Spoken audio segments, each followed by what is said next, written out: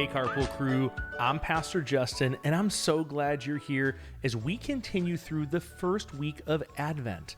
This week, we've been talking about hope and how every part of God's plan, from the prophets to the manger, came exactly when it was supposed to. Today, I hope to remind us that when it comes to God's plans, timing matters.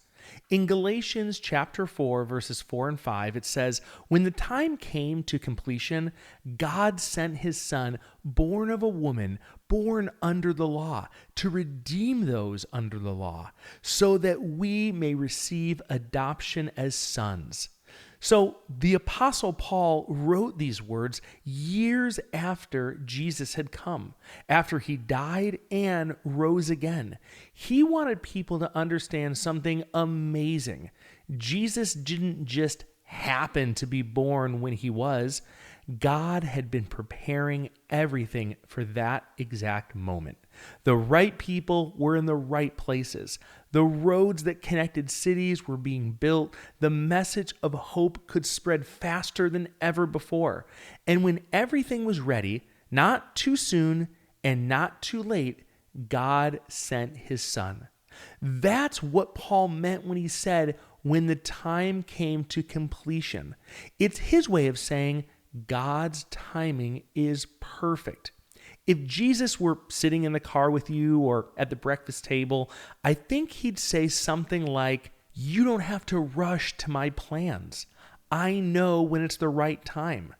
Jesus would remind you that even when it feels like things are taking too long, like waiting for an answer, maybe waiting for a grade or a change to a grade, he is not running late. He is right on schedule.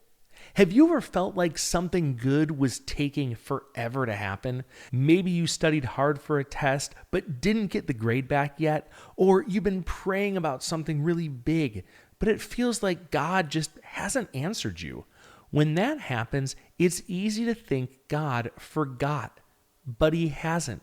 Waiting doesn't mean God's not working. It often means he's preparing. Sometimes God has to line up things we can't see yet. So when it happens, it's better than we ever imagined. So how can we live this out today? First, trust the timeline. Remember that God's schedule is perfect, even when it doesn't match your schedule. Second, use the waiting. While you wait, learn, grow, stay ready. God might be preparing you now for what's next. And lastly, encourage someone else.